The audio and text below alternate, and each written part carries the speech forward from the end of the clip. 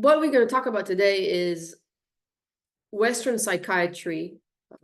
And we'll start with Western psychiatry. We'll move to non-Western psychiatry perspective and what are the implications for us working in a Western culture. So I don't know if some of you might have attended a few weeks ago. I gave a talk about the health hexagon model, which is a holistic model to view mental health. Now, the model was a result of what I'm going to talk about now. So I got to Hong Kong, and Hong Kong is very unique position. It's not really West, but it's not really East. It's a combination. And there I started to study how people from that side of the world view mental health. And I learned a lot. And so the first part of this paper explains why there is a need for a holistic model. So what I'm going to talk to you about today is basically the research that I've done about mental health. Even the word itself, mental health, is problematic because in non-Western perspective, because there's no mental and physical. So we'll get to that. But that kind of is the background to how I got interested in this. So as I said, when you grow up in a certain culture, it's hard to think there are other ways of viewing, right? There is schizophrenia, there is psychosis, but it turned out, as I dug in the literature, well, first of all, just kind of general knowledge is that psychology is actually developed from philosophy. So the foundation of Western psychiatry are, surprisingly enough, can be found in the 17th century with a very famous philosopher, René Descartes. He came up with the idea that there is the mind, there is the body, and these are two different entities that are not connected. This idea, this view is known as Cartesian dualism. Now, the mind, the idea that there's a mind, there's a soul in itself was revolutionary. So he divided these two functions, and he kind of set the stage to our understanding of health and illness. So in his mind, there was the dualism is the mind. The mind is the mental, everything that invisible, that associated with reason, that we can treat via talk. Everything that is above the neck, that is the mind. This is the mental. Everything that is below is the physical. So I don't know, there's a very famous saying, I think, therefore I am. So for him, the thinking was all related to the mind, and then the body is everything that is below the neck, that is material, that is absorbable, that we can touch, we can feel. It's associated with movement, and it's treated via medicine. Now, you may think, what does it have to do with us? Well, apparently it does. Hold on. Okay. So although we already know there isn't a clear distinction between mind and body, and they're connected, it is very influential on Western psychiatry till this day. So the assumption in Western psychiatry are, first, that schizophrenia and psychosis in general are a brain-based disorder. So it's understood as a neurological dysfunction. So keep in mind, this all comes from the idea that mind and body are separate. Now, the understanding of the cause is that if it's mental, meaning it's above the neck, then it's genetic, or it's a neurochemical imbalance, and it's not specific to psychosis. If you think about depression, for example, there was this theory that is now being refuted that it's a lack of balance in serotonin, therefore we need to add serotonin, right? So that's the medical model. Now, the treatment approach aligns with the causation and the location of where we see the problem. So if it's in the brain and it's caused by genetic vulnerability or neurochemical imbalance, then the treatment should be brain treatment, in our case, antipsychotic medication. It also influenced the dynamic between a patient and a clinician. So the patient provider is more hierarchical, so the clinician has the knowledge. Again, this is all changing, but whereas for the Western psychiatry, it's changing. For the non-Western, it didn't have to change because it was never like that. So this split between mind and body, that now in recent years, there is this understanding that they're not separate. In Western psychiatry, we are kind of backwards in some ways if we compare it to non-Western. Now, hold on. Okay. So why do we care? Why do we care about the origin of Western psychiatry? Why do we care about what happened in the 17th century? Because as I said, even though it's already refuted, everybody knows mind and body they go together. It has very much impact to this day, how we view mental health and how we view mental illness. So first of all, mental health is in today's world is viewed as solely in the brain. Sometimes there's a lot of emphasis on the biological basis of the disorder. And sometimes this leads to a medicalization of mental health. So other conditions are sometimes overlooked when you focus on the medical aspect. And the intervention are also targeting the brain rather than other aspects such as social or economic and stuff like that. So in today's model, there is still a lot of emphasis on diagnosis and symptom tracking and evidence-based treatment. So the focus today is very much on the diagnosis. And again, this comes from the biomedical model. And the treatment plan are designed to primarily focus on symptom tracking and evidence-based intervention. Someone asked me not so long ago, which one is best, what it's better. It's not about being better or being best or what's right or what's wrong. It's just understanding that there are different views and ways of understanding mental health or health in general. And so I think when we understand the background of it and we know about other cultures, it helps to kind of have a more flexible view and understanding other people who are not necessarily subscribing to Western medicine. So another thing that is, as I mentioned, is the provider-patient relationship. So the provider is the authority, wherein the patient has a more passive role. And in general, in Western society, there's a lot of emphasis on the individual. So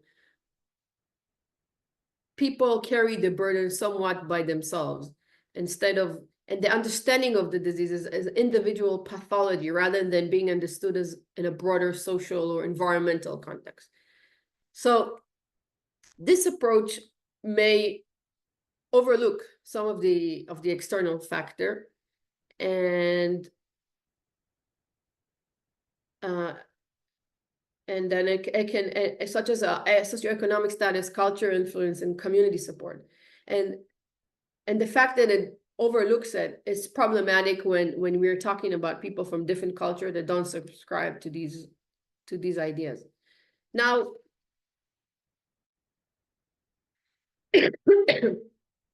everything I just said was probably kind of obvious to you. Of course, the patient is responsible. Of course, the problem is in the patient. Of course, we have to treat with antipsychotic, right? The thing is, when you learn and you see other culture, you understand that it's not the way it is.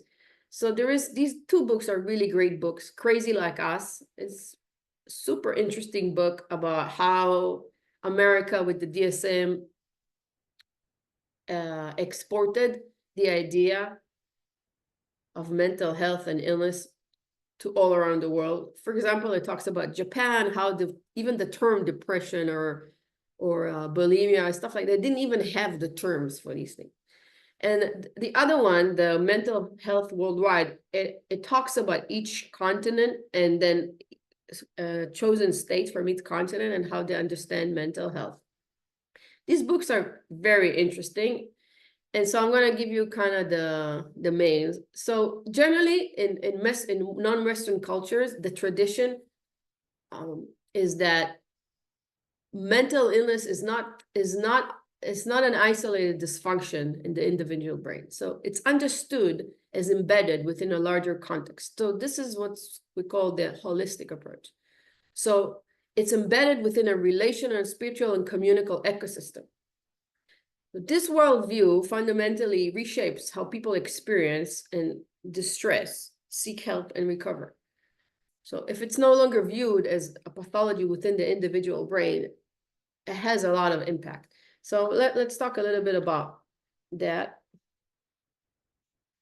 Now, I'm going to give example of a few cultures, how mental health is viewed. First of all, they don't use the term mental health. I mean, they didn't, right? Everything I'm talking about now, there's a globalization, you know, it's the DSM imported, but historically in China, especially in Chinese medicine, there is the state of psychosis is seen as a lack of harmony between emotional and physical forces. So Chinese medicine sees psychosis, links psychosis to a border systematic imbalance. So for example, you might be familiar with the yin and yang. So it's understood as so when there is a depleted yang, it's the reason is trauma or chronic stress, which is causing yang energy to rise and the yin energy to go down, and which disrupt mental clarity. And so this is kind of aligned with the schizophrenia interpretation as kidney water and heart fire imbalance. So in the Chinese medicine, everything is interconnected. For example, dysfunction in the kidney can cause imbalance in yin energy, and then in turn can manifestate as hearing voices. This is an image of the flow of qi inside the body. And in Hong Kong, I wasn't in China, but I was in Hong Kong, and you can see both of these things, they exist together. You can see a psychiatrist, but you can go to the street and they call there is these traditional healers. You pay them and they beat out the villain. It's called villain hitting policy ceremony. I actually wrote a paper about that, and it compared how people, what is the experience before and after going to a villain hitting ceremony. And so these things, they served the same function as if you were going to a therapist. This person listens to you, you do a little symbolic ritual. So it's really interesting to see how these things coexist. It's not what's better, they all exist together. Now, sorry, in Africa, especially in the pre-colonial period, mental health disturbances were thought of as spiritual or metaphysical causes. So, for example, curses or spirit possession were believed to be the cause. Now, this is a paper from 2024. You can see the graph. So it's very recent, but still today, 28% believe that the reason for psychosis as a witchcraft, and then 35% believe it's a witchcraft, 28% is spiritual possession, and this is very much the case till this day. Of course, there is the influence of the West, but this is the cultural background they're coming from, which is this is a reaction to a spiritual or metaphysical disturbance. So, for example, a person with hallucination or delusion might be understood as someone who is cursed by their spirit or have social disharmony.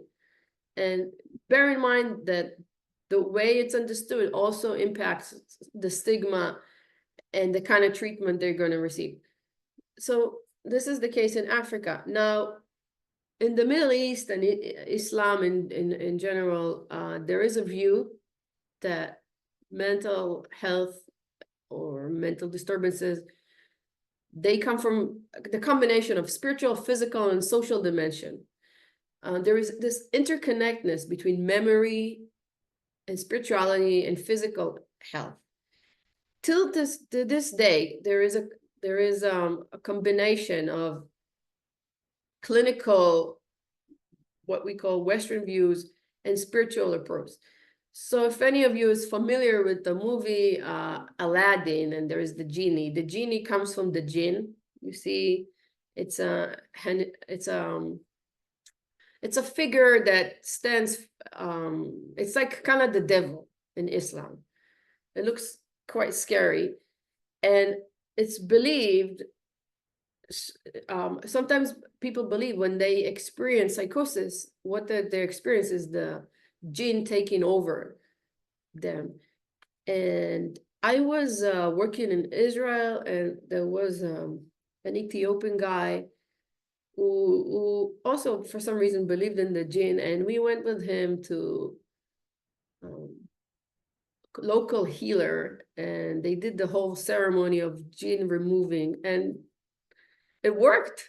So yeah. Okay. So let's just kind of recap the differences between the Western versus non-Western psychiatry. First of all, the relationship between the mind and body, whereas in the Western psychiatry, there are two separate entities. Just the fact that there is the term mental health is a case in point. Whereas in non-Western, it's more integrated: mind, body, spirit, community. These are all part of the package. So psychosis is viewed as a symptom of mental illness, as it's pathologized. So it's if someone is experiencing psychosis, nobody ever says, oh, it's a good thing. You know, it's a sign of pathology. Whereas in non-Western countries, it can also be seen as a spiritual calling, as a social imbalance, or especially first episode, can be transitional state. Now, the cause of illness in the West is understood as biological, genetic, whereas in the non-Western culture, it's spiritual, social, environmental, and this very much impacts the treatment modalities. So in the West, there's emphasis on medication and psychotherapy and hospitalization, whereas non-Western cultures, the focus is on community healing. So rituals, traditional healing, even herb medicine. And I just write a study about the combination of herb medicine and traditional Western treatment. They give how it results in better outcome for Chinese people. Also the role of family. So the role of family is more peripheral in the West, whereas in the non-Western context, they tend to embrace the person, live together as a group. So the family is actively involved.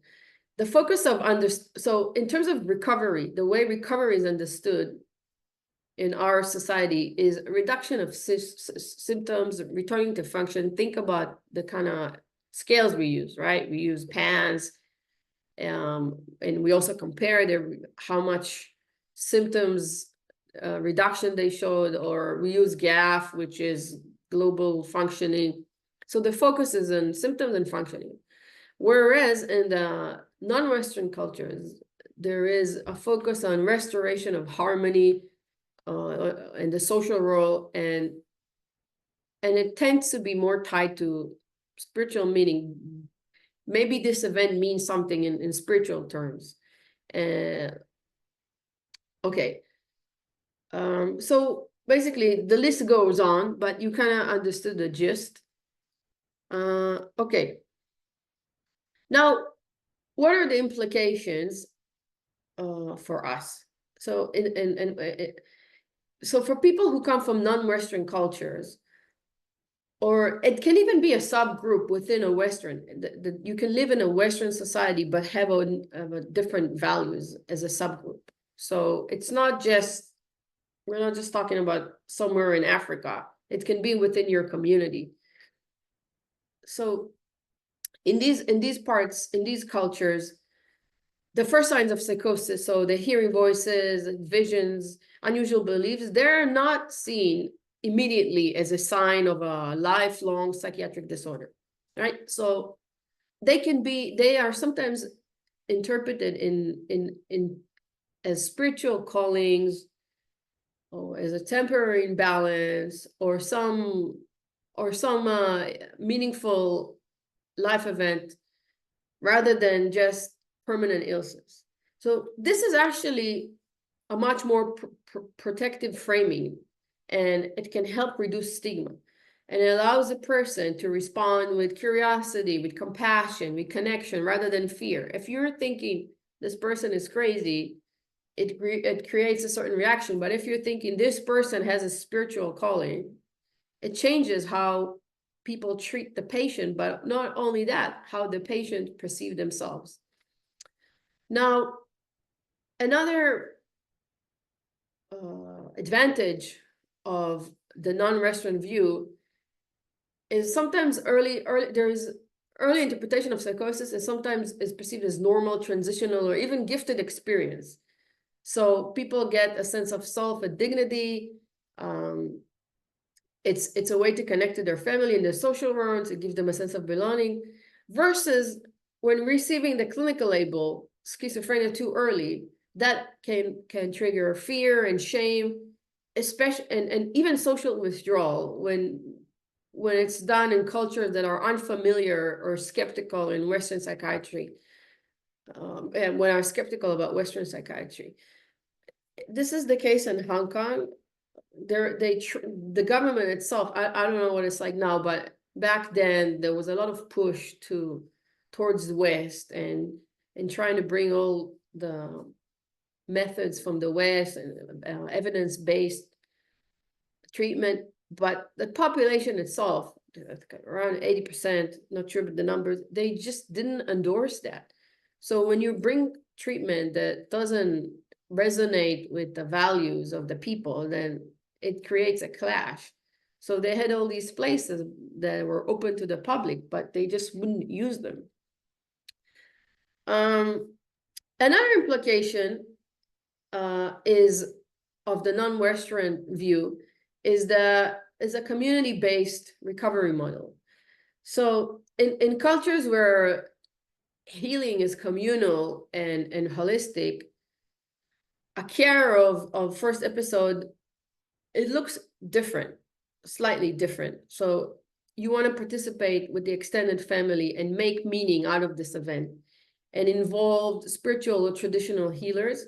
As I told you about the Ethiopian guy, he thought the local healer would help, and we just went along with it, and it did help. Yeah. Also, there's a use of ritual prayer, storytelling, and the emphasis on reconnecting with nature and ancestor or identity. So I'm guessing for the audience here, who are mostly professional clinicians, they may seem non-clinical, but they often align closely with the principle of recovery-oriented care. So even though it comes from the non-Western tradition, they're very much aligned with where the West has been going in the last 40 years, I guess, since the 80s and the consumer movement. But actually, if you read the literature, you see that in some ways the West is falling behind, because it's only now that we realize, oh yeah, it has to include community and it has to include family. So we're just kind of catching up with non-Western views of healing. Okay.